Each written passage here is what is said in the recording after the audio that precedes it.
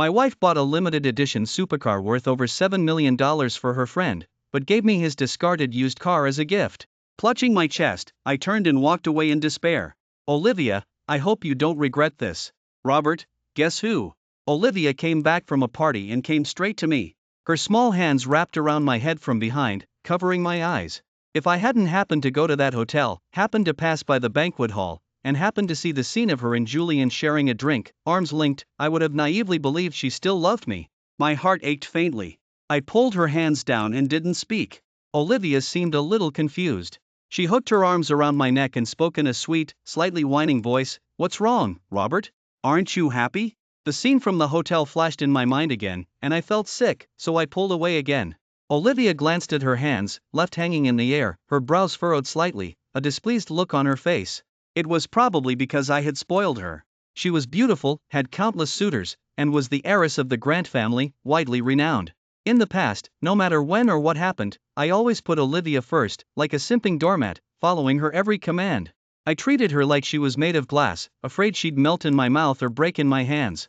I genuinely thought that if I was good to Olivia for a lifetime, I could have a simple love story. But in front of her idealized love, everything I did seemed insignificant. And I was just a complete and utter fool. Robert, why aren't you talking to me? I came back the first moment the party was over, didn't I? They had an after party, and I didn't even go. Olivia looked wronged, her eyes red-rimmed. It was as if everything I did was wrong. It's nothing. It's late. Go to sleep, I said, and went to the guest room alone. I didn't even want to talk to her, let alone sleep together. Just as I stepped into the guest room bathroom, Olivia burst in. She grabbed my hand tightly. Honey, I won't go to parties like that anymore, okay? Please don't be mad. She paused, her eyes curving into crescent moons. Oh, right, I have a little gift for you. She pulled my hand and placed it on her chest, near the cleavage of her dress. I felt something cold, which seemed to be a key. Robert, take it out. I pushed her away, wanting to take a shower. Olivia seemed anxious. She wrapped her arms around my waist, took a car key from her chest, and her face was full of joy. Look, I bought you your favorite sports car. Didn't you always like it? I did always like it. This car was worth over $400,000. The first time I saw this car was at our wedding, and its owner was Julian. Julian's car? I frowned. Olivia smiled, as if seeking praise. I saw you liked it, so I specially bought it from him to give to you. I suddenly found it hilarious. Olivia didn't know that I had seen Julian's social media post earlier that day. It was a picture of a brand new global limited edition supercar with the caption, "Even the most beautiful scenery gets old after a while, and the best car gets boring after driving it for a long time." It's not that I'm fickle, it's just that this car was given to me by the person I care about most. Thank you, Olivia. Olivia gave Julian a brand new supercar, but gave me his unwanted used car. My heart ached faintly, and something inside felt like it was about to explode. Why would you think I'd accept Julian's unwanted used car? I sneered self-deprecatingly. Olivia's expression turned panicked. Robert, don't talk nonsense. I know you've always liked this car. I paid a big price to get this car. A price? The price was you buying him a limited edition supercar worth over $7 million. My voice was filled with bitterness. And I'm only fit to drive his hand-me-down? I laughed loudly, like a madman, a tear even slid down my cheek. I wiped away the tears forcefully, my eyes hardening as I looked at Olivia. Olivia, if you wanted to give it to him, just say so. Why did you have to make it sound so righteous?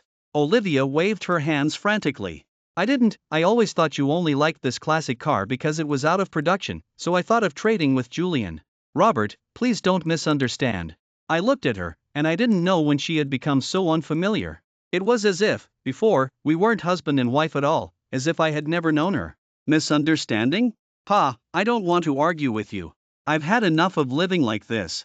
I took a deep breath, paused, then said, Olivia, let's get a divorce.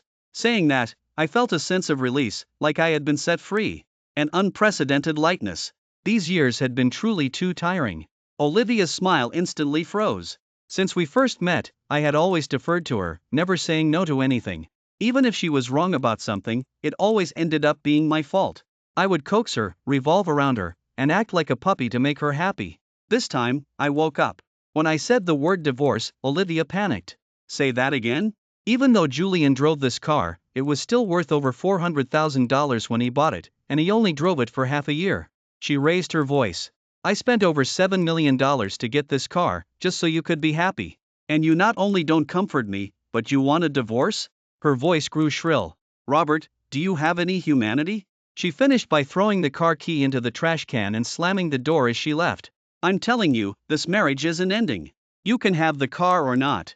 In the large house, I was left alone, feeling utterly cold and empty. Olivia's spoiled entitlement was severe, but then again, she was the Grant family's heiress. Late at night, I stood alone on the balcony, thinking back to how we first met. Olivia and I met on the street. The T-Day, I had just finished my part-time job and was heading home when I saw Olivia chasing a man in black, shouting, "Stop!" Olivia chased him into a dead-end alley behind me. "Give me my bag back or I'm calling the police." Olivia took out her phone, ready to call. The man in black had a fierce look in his eyes. Crazy woman who's not afraid of dying. With that, he pulled a sharp knife from his waist. "If you don't get lost, I'll stab you." But who knew, Olivia wasn't afraid at all. She lowered her head, focused, and was about to dial the emergency number.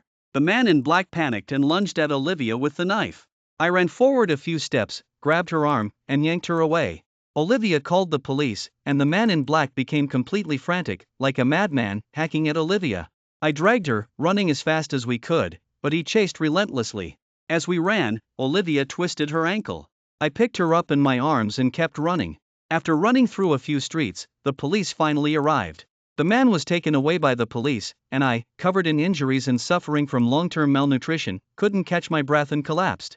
I was taken to the hospital. While I was drifting in and out of consciousness, I heard a voice constantly saying in my ear, don't die, please don't die. I still need to repay you." Maybe, there really is love at first sight in this world. The moment I first saw Olivia, I fell firmly and irrevocably in love with this exquisite white swan.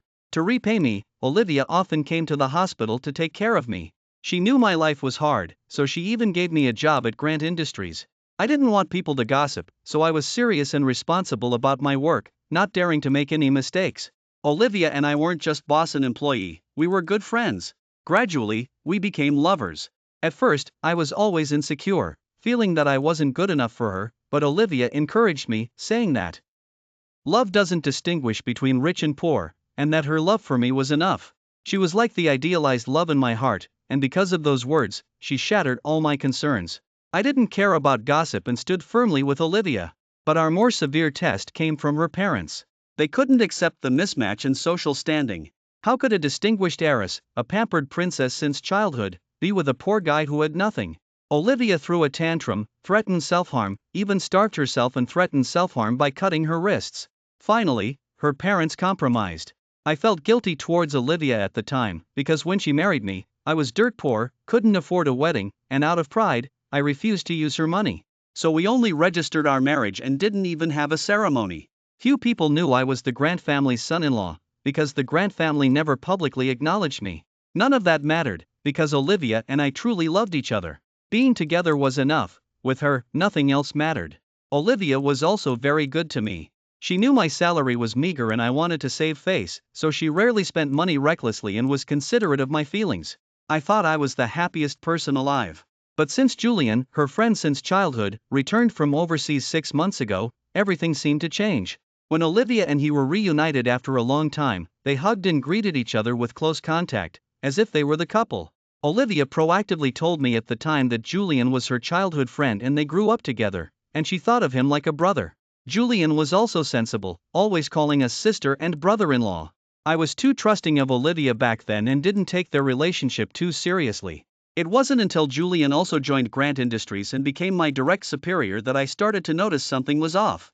Julian and Olivia were both my Aussies. At meetings, client visits, and social events, the two were inseparable, and since they had been friends for many years, their relationship was naturally intimate. As for me, I never cared about other people's gossip.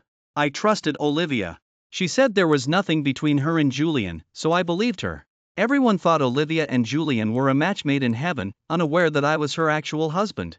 It was my repeated tolerance and patience that led to the scene of Olivia and Julian sharing a drink, arms linked, at the dinner table. Although I loved Olivia, I didn't have no boundaries.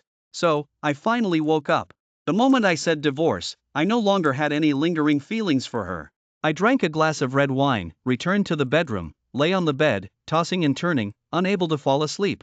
I don't know how long it took before I finally managed to fall asleep. I woke up to my alarm clock, got out of bed, and prepared to wash up. Robert, you're awake? I bought your favorite bagels. Eat breakfast before you go to work. Olivia had prepared breakfast. Usually, I would get up early to make food for her. She had never prepared breakfast for me before. I didn't even look at it, nor did I respond to her. Robert, are you listening to me? I don't know what you're making such a fuss about. I bought you breakfast this morning, what more do you want? Thinking about it, it was true. After she was with me, she was used to being waited on hand and foot. When had she ever prepared breakfast for me? It was indeed a rare thing. But I still ignored her and turned to leave. Robert, I'm swallowing my pride in trying to coax you. What do you want? Don't go too far. If you keep this up, we'll. I didn't turn around and said, will what?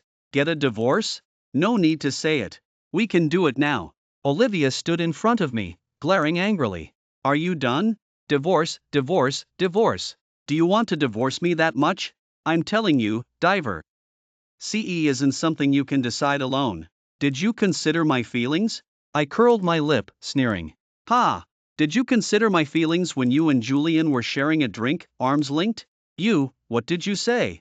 In an instant, Olivia's expression changed. How did you know? Olivia's eyes darted around, looking flustered. Don't worry, I didn't follow you. It was all a coincidence. Our team happened to have dinner at that hotel that day. I was just passing by the banquet hall and saw it. Robert, it's not what you think. You misunderstood. Olivia grabbed my hand, her tone pleading. A misunderstanding? I wish it was a misunderstanding, but I trust my own eyes more. I shook her hand off. Suddenly, Olivia's eyes turned red. It really was a misunderstanding. It was a college reunion that day. Everyone had a few drinks and were playing truth or dare. It was just a game. Playing a game? Ha ha. So, if someone dared you to kiss him, you'd do it? If they dared you to sleep with him, you'd follow the game rules too? Do you think I'm a 3-year-old? I said, laughing self-deprecatingly. Hearing me say this, Olivia didn't know how to respond for a moment. She just shook her head desperately and finally said, Robert, please believe me. Julian and I are just very good friends. I think of him like a brother, you know this. I thought we had basic trust between us. Haven't I trusted you? But what about you? You've disappointed me again and again. Stop talking. Let's just get a divorce.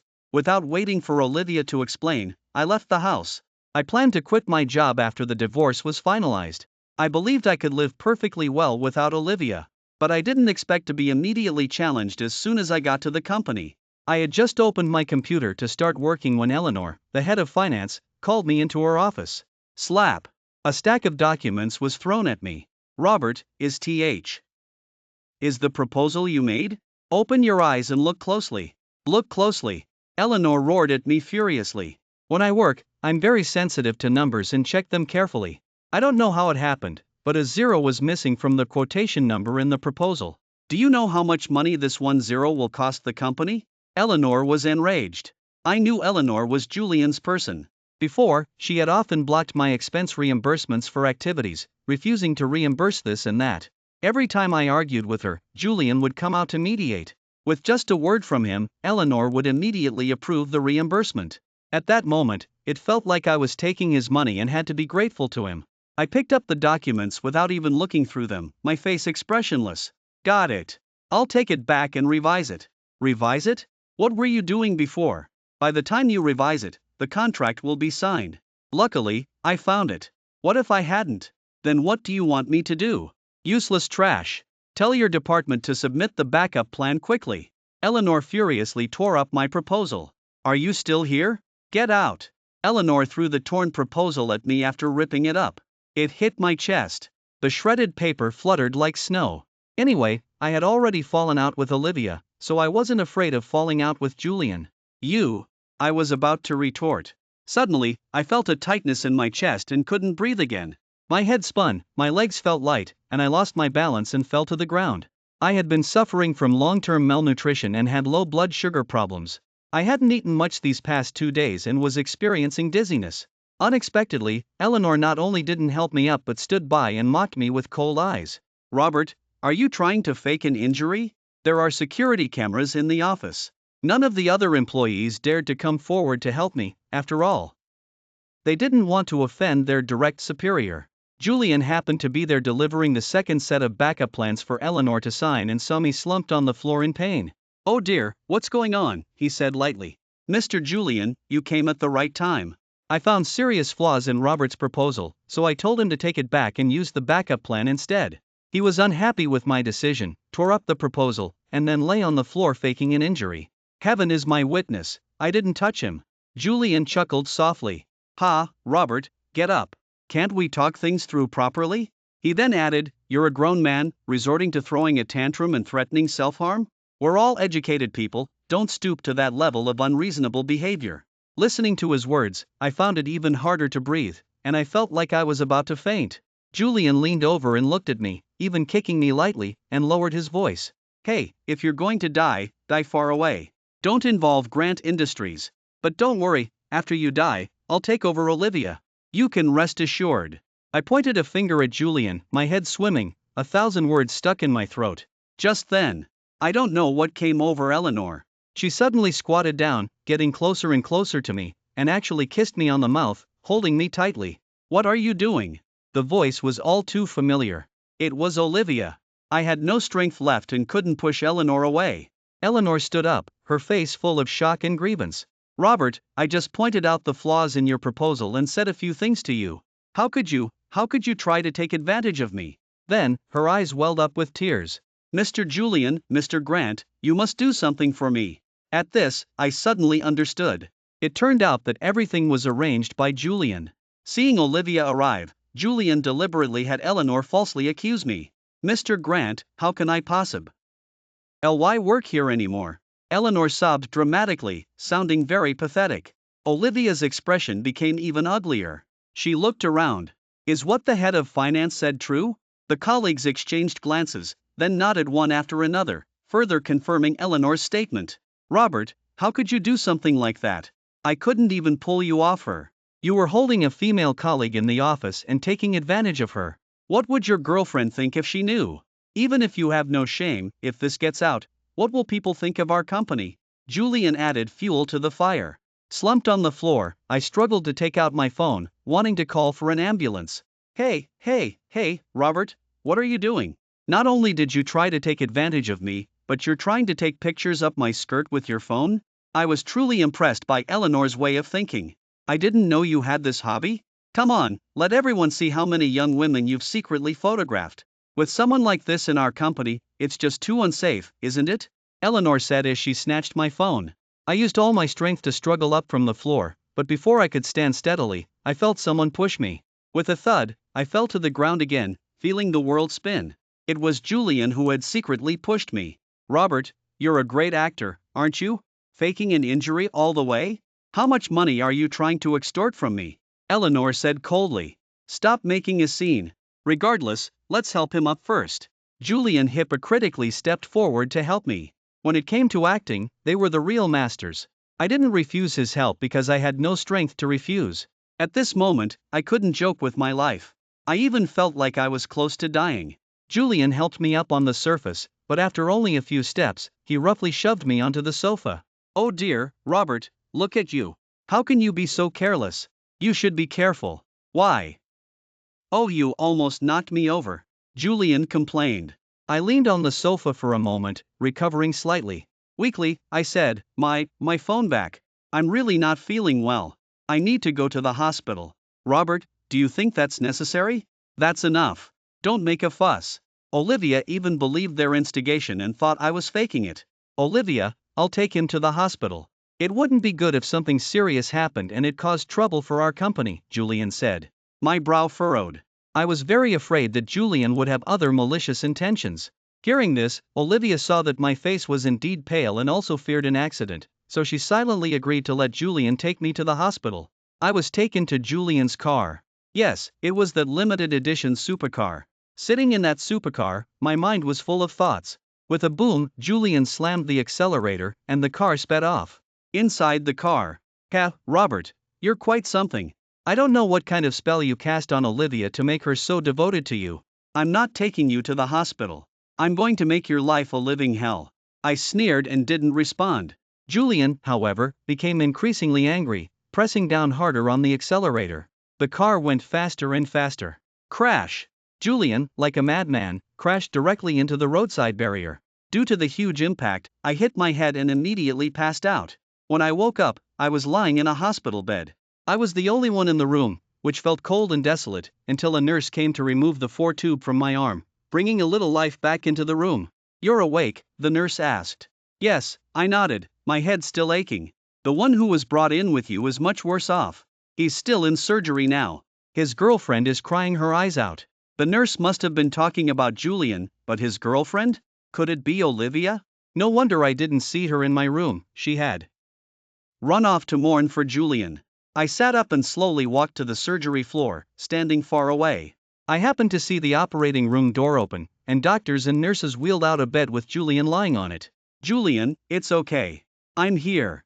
"Thank goodness you're all right," Olivia said softly, her eyes red-rimmed, as she huddled by his bed. Haha, I felt utterly ridiculous. My feelings for Olivia had amounted to nothing. I turned and left with a bitter smile. I hurried back to my room and, despite the medical staff's objections, insisted on signing myself out of the hospital. When I got home, Olivia returned shortly after. "Robert, why are you here? Were you discharged?" You certainly don't want me back. You probably wished it was me lying in that operating room, didn't you? How could you say that? Don't talk nonsense. You and Julian were in a car accident. Julian is more seriously injured, and I have to go back to the hospital to take care of him. I just came back to get some toiletries. If you're alright, could you make me something to eat? I'll leave after I eat. You know I don't like eating hospital food. Is your spoiled entitlement acting up again? Ask Julian to make it for you. Anyway, in your heart, he's more important than me. Robert, do you have to be like this? Julian just had surgery and hasn't woken up yet. His parents aren't here. Isn't it only right that I go take care of him? Alright, it's only right. It's also only right that we get a divorce. The divorce papers are ready. Sign them. Enough. Can't you be reasonable? What are you arguing about with me at a time like this? Yes, I'm being unreasonable. Since your brother Julian is so important, why don't I just fulfill your wish? Let's just let each other go, alright? I won't agree to a divorce. You've always been important to me, Olivia said as she approached me and leaned in to kiss my lips. If it were the old me, I would have gladly accepted her kiss, but now, I just felt disgusted, so I pushed her away. Robert, you actually pushed me. Just as Olivia was reacting intensely, her phone rang. It was the hospital calling. Miss Olivia, hello. Your friend Julian has woken up and keeps asking for you. Please come as soon as possible. Okay, I understand. Thank you. After thanking the nurse, Olivia turned to me and said, "I'm not arguing with you anymore. Julian is awake, and he's seriously injured. I need to go back and take care of him. Also, this whole thing started because of you. You'd better come back to the hospital with me, apologize properly to Julian, and help me take care of him." Do you know what you're saying? I couldn't understand her thinking at all. This whole thing started because of you. You can't avoid it. If you hadn't faked being sick and he hadn't kindly offered to take you to the hospital, how would the crash have happened? Because of me? I faked being sick? He kindly offered to take me to the hospital? It felt like the biggest joke I had ever heard. You and I are already getting a divorce. What right do you have to tell me what to do? If you want to go, go yourself. It has nothing to do with me. Besides, don't you have money? If you can't take care of him yourself, hire someone. You were willing to give him such an expensive car, how much could hiring a nurse cost? Why do you have to be against Julian? I told you, he's just like a brother to me, and you're my husband. When something happens, you don't help me, instead, you hold me back. Don't say that, Olivia. I won't be your husband soon. Come on, sign it. Once it's signed, I won't be anymore. Robert, I love you. No matter what you think, my attitude hasn't changed. I won't sign it. I really have to go to the hospital now. Olivia picked up the divorce papers from the table, tore them into pieces, and then left for the hospital. I lay alone on the bed. Memories of Olivia and me kept flashing through my mind. I didn't know if what she said now was true or false, but I was sure that Olivia must have loved me at some point, right? But perhaps that love only existed when she fought against her parents, willing to do anything to be with me. Ever since Julian came back into her life, she slowly started to change. It was just that I kept believing in her, because I loved her, so I believed everything she said. But now that things had come to this, I knew I had to let go. The next morning, I went to the company to submit my resignation letter and also reimbursed some expenses. When I went to the finance department again, Eleanor looked like she had seen a ghost. "Robert, back on your feet so quickly?" "Huh?" I didn't reply, just chuckled softly, and handed her the reimbursement form. "Sign it." "No, I won't sign it. Your department spent too much this month. You don't need to find fault with me everywhere. I'm here to resign today. Settle the accounts, and I'll be on my way." "Is that so?" Eleanor looked suspicious. "Of course. I actually admire you for going to such lengths to help Julian, even betraying yourself. What deep hatred is there between us?" I paused, then continued, "None, right? It's just because of Julian. After I leave, he won't see me anymore, and you helped him remove a thorn in his side. He'll be grateful to you." I thought for a moment and added, "But don't fantasize that he'll marry you, because his target is Olivia. And you, no matter how much you do for him, are just a pawn, unsuitable for public recognition." Ha ha ha ha. Eleanor's face turned red with anger. "Robert, stop trying to stir up trouble between Julian and me," she shouted. "He told me he loves me. It doesn't matter whether he marries Olivia or not, he loves me. Who he marries is irrelevant." Then, her voice became shrill, "Why wasn't it you who was in the car accident yesterday? Why weren't you killed?" Eleanor became more and more agitated. She picked up a stack of documents from her desk and threw them at me. I didn't put up with it. I picked up something from the desk that I didn't even see clearly and threw it at her. "Don't go too far. I'm resigning anyway. I'm not afraid of you." It hit her squarely on the head. Blood flowed down her forehead. Only then did I see that what I had thrown was a glass. "Robert! You actually hit me. Help! Call the police." Robert hit me. Following Eleanor's shouts, a crowd of people gathered around the office, 3 deep. "What are you standing around for? She's injured, take her to the hospital." "Robert, did you do this?" The person speaking was Olivia's father, Mr. Richard Grant. I didn't expect his presence to be drawn here. "Yes, Mr. Grant," I said indifferently. "If you're too kind, people will take advantage." This was the outcome she deserved. A grown man being so impulsive, even hitting a woman. "Is this how you treated Olivia too? My daughter has to put up with your bad temper?" When Mr. Grant said this, the entire room caused a stir. Everyone was speculating about my relationship with Olivia. "Mr. Grant, you've misunderstood. Nothing like that ever happened between Olivia and me. Although I'm usually easygoing, that doesn't mean I have no backbone and can be bullied by anyone. Robert, I let you into the company because of my daughter, for you to work, not to cause trouble. I didn't marry my daughter to you for her to suffer your temper. Should a person who can't even control his own emotions reflect on where his problems lie?" Suddenly, the entire room was buzzing. Everyone stared at me, stunned. "Mr. Grant, thank you for giving me this job opportunity, and thank you for your trust back then. However, I am resigning, and Olivia and I are also getting a divorce, which is exactly what you wanted." When I finished speaking, my colleagues' faces were full of surprise. They must have never imagined that I was Olivia's secret husband.